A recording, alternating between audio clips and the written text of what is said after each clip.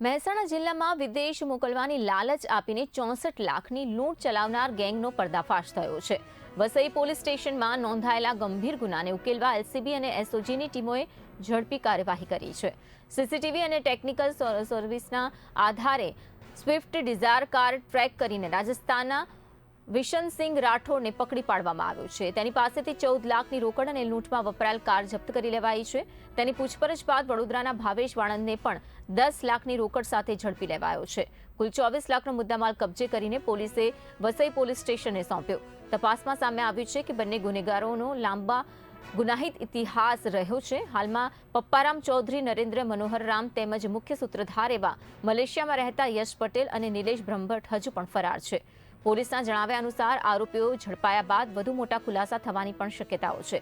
આ કેસ ફરી એકવાર ચેતવણી આપે છે કે વિદેશ જવાની ઘેલછામાં લોકો ઘણીવાર એજન્ટ્સના જાળમાં ફસાઈ જાય છે અને છેતરાઈ જાય છે।